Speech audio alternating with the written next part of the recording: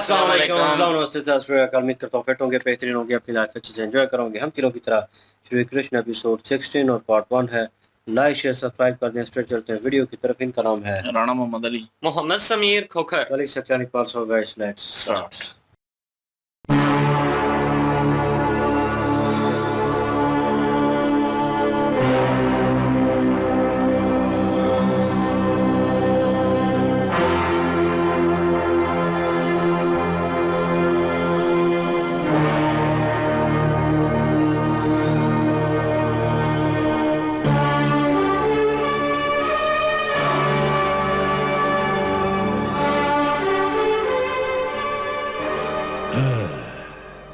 तुम जा सकते हो। जो आज्ञा।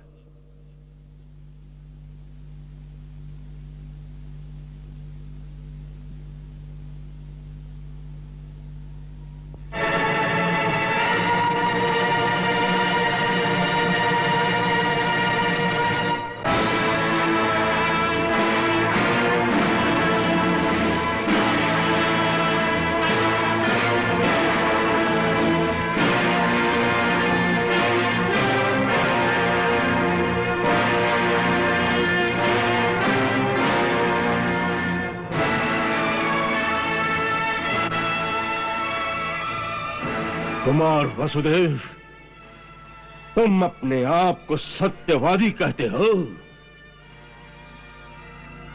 यदि तुम जैसा सत्यवादी झूठ बोले तो उसे क्या दंड देना चाहिए? दंड देने का काम तो राजा का है, सो ये राजा ही निश्चित करेंगे कि झूठ बोलने के लिए क्या दंड देना चाहिए। हाँ, इसका अर्थ यह है कि तुम ये बात स्वीकार करते हो कि तुमने झूठ बोला है। नहीं, मैं इस बात को स्वीकार नहीं करता कि मैंने कोई झूठ बोला है। तुमने अवश्य झूठ बोला है, और इससे इनकार करके एक और झूठ बोल रहे हो। जब उसे अपनी 8वीं संतान कहकर तुम लोगों ने उस कन्या को मेरे हवाले किया, तभी मुझे संदेह हो गया था कि इसमें अवश्य मेरे साथ कोई छल किया जा रहा है। तब मैंने स्वयं तुमसे पूछा था, क्या यह सत्य है कि कन्या का जन्म हुआ? तो उस वक्त तुमने अपनी छाती ठोक कर कहा था, हाँ, यह सत्य है। क्या उस समय तुमने सत्य बोला था? हाँ, उस समय मैंने जो कुछ कहा था वो सत्य था। झूठ! तुम फिर झूठ बोल रहे हो। बार बार झूठ बोलने से असत्य सत्य सिद्ध नहीं किया जा सकता।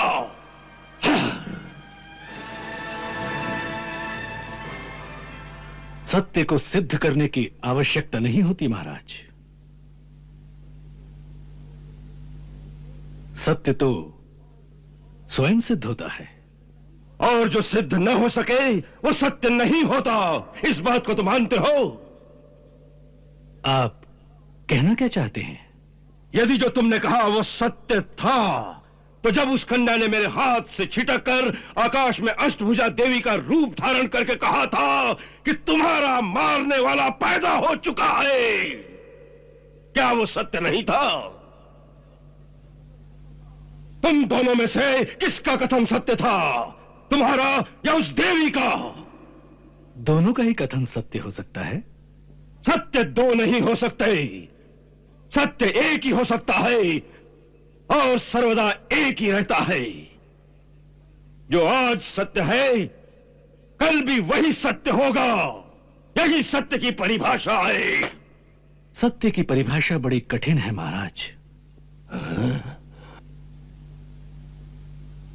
मनुष्य जितना जानता है, जितना उसका ज्ञान होता है, उसके लिए उतना ही सत्य है,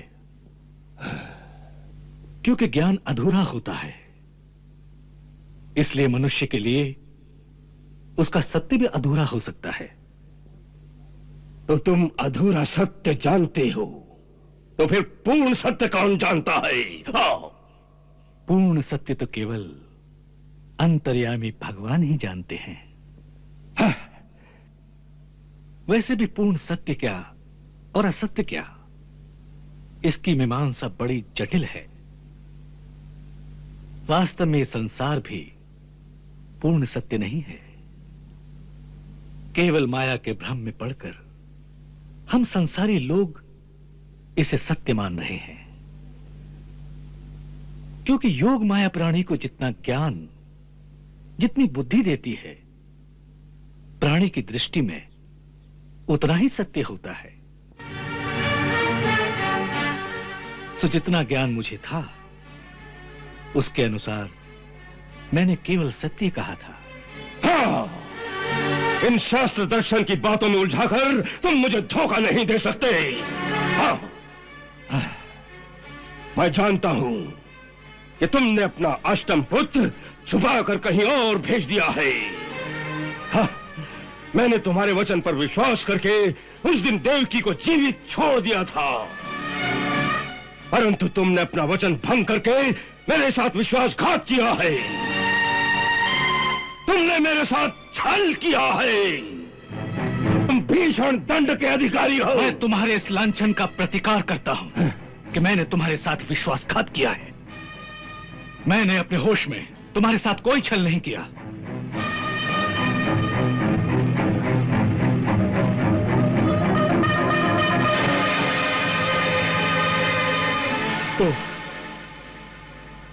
तो इसका अर्थ यह है, इसका अर्थ यह है कि तुम उस समय होश में नहीं थे। है? क्या अब होश में हो? अब कुछ बता सकते हो? हाँ? मैं अंतिम बार पूछ रहा हूं वसुदेव।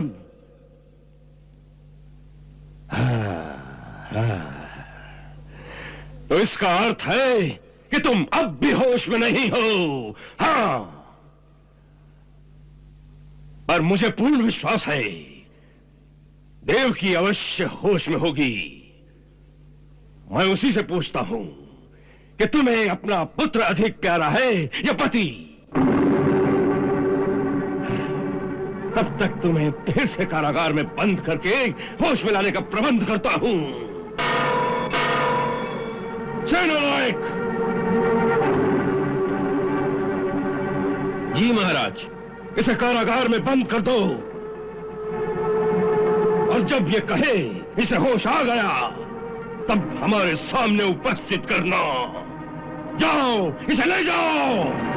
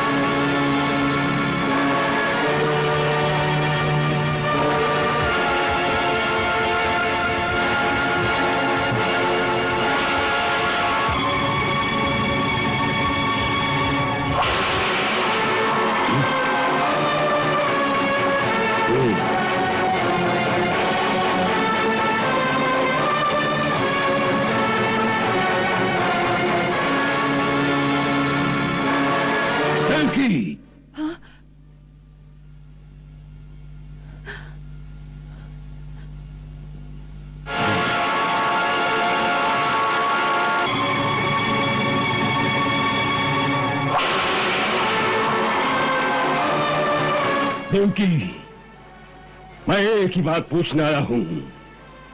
क्या तुम्हारा 8वां पुत्र गोकुल में पल रहा है? मेरी बात का उत्तर दो।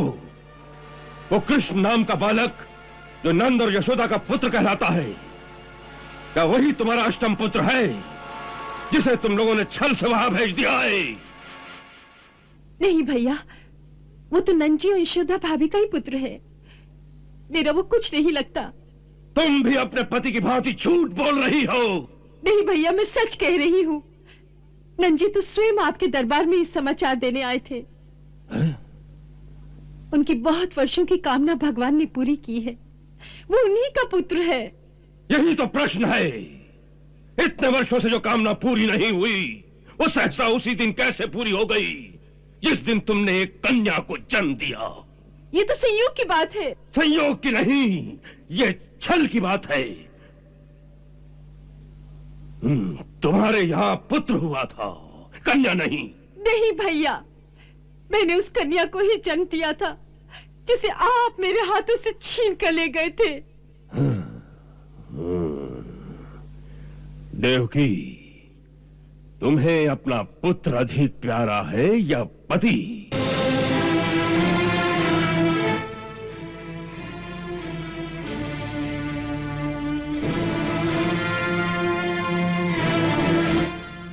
तुम्हें अपना पुत्र अधिक प्यारा है या पति?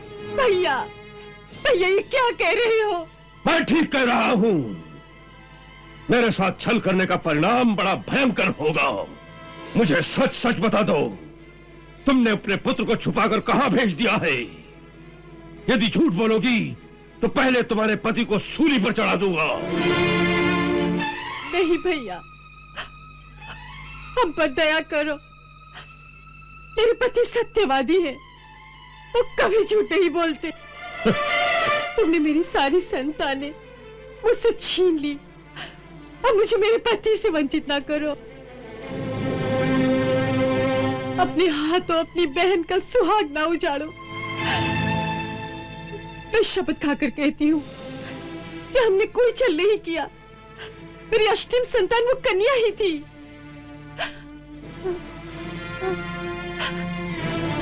मैं तुमसे दया की भीख मांगती हूँ भैया, मेरा सुहाग मत उजाड़ो। जिस बहन को अपने भाई का जीवन प्यारा नहीं होता वो बहन कहलाने के योग्य नहीं होती। हम पर दया करो भैया। हाँ, सेना नायक, ये लोग सीधी तरह नहीं बोलेंगे। इसे भी अपने पति के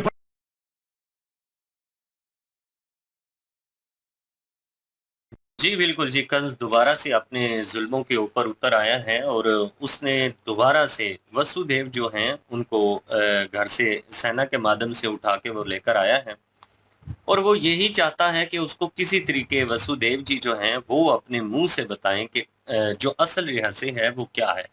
लेकिन सच तो ये है कि जो उस समय वसुदेव जी ने बताया था वो ही सत्य था, क्योंकि योग माया का पर्दा था तो इसमें तो भगवान की लीला थी। इसमें वसुदेव ने जो भी किया है वो भगवान की मर्जी से किया है और उस समय वो वैसा ही होना था जिस तरह से वो करते रहे।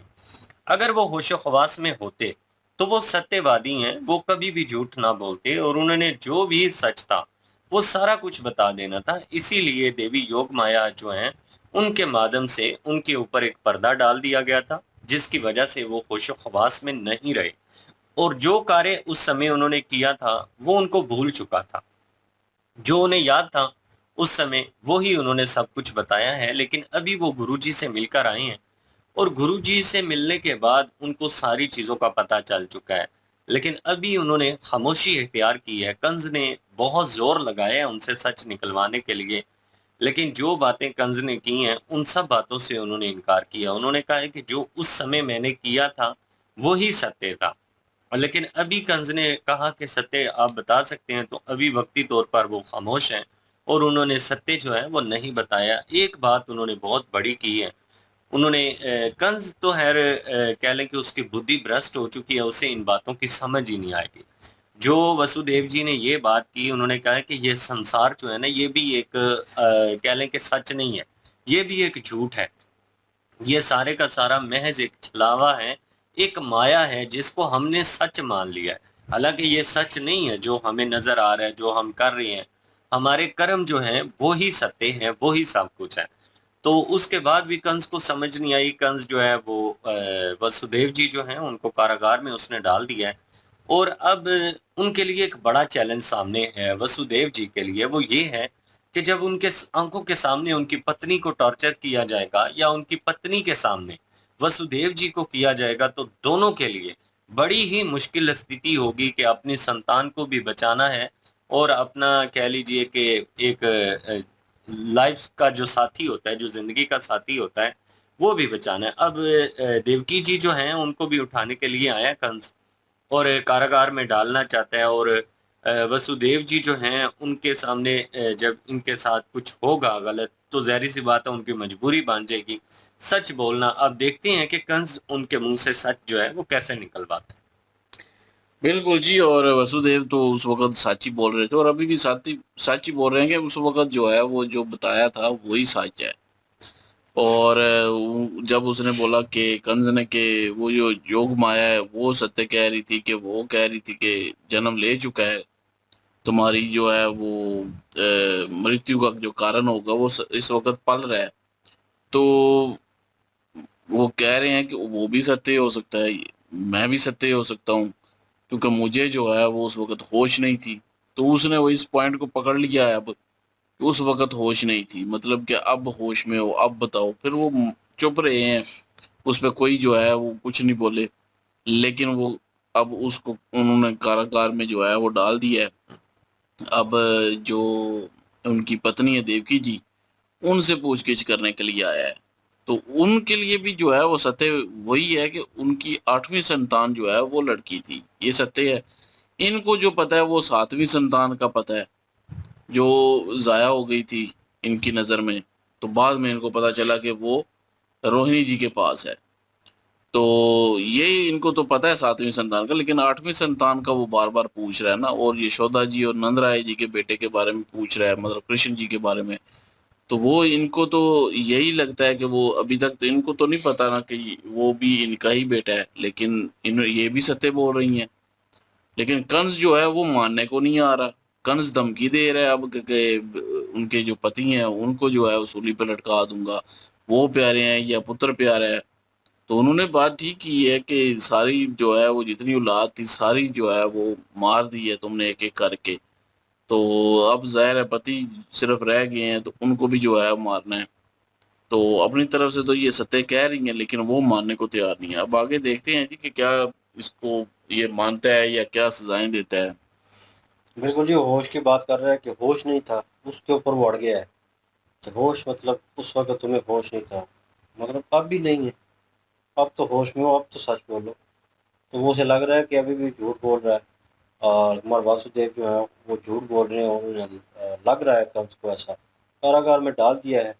देवकी जी के पास आए हैं, उनकी मिन्नतें तरले जो हैं वो भी नहीं सुनेंगे और उनको वाक़ई भी नहीं पता। और लेकिन जब पति और बेटे के दरमियान फ़ैसला करना पड़ रहा है तो वो कन्फ्यूज़ हैं। और फिर वो अपने मुँह से जो है वो कुछ कह नहीं रही, लेकिन ये है कि उन्होंने रिक्वेस्ट की है और कहने के पाँव भी पड़ी हैं। लेकिन कंस जो है वो नहीं मान रहा और उसको भी मेरे हाल में कारागार में डालेगा। लेट्स सी, देखते हैं नेक्स्ट पार्ट पे चलते हैं। लाइक शेयर सब्सक्राइब कर दीजिएगा। इंशाल्लाह मिलते हैं नेक्स्ट वीडियो का। ख्याल रखिएगा, कौम याद रखिएगा। तब तक के लिए अल्लाह अल्लाह हाफिज। हाफिज, पीस।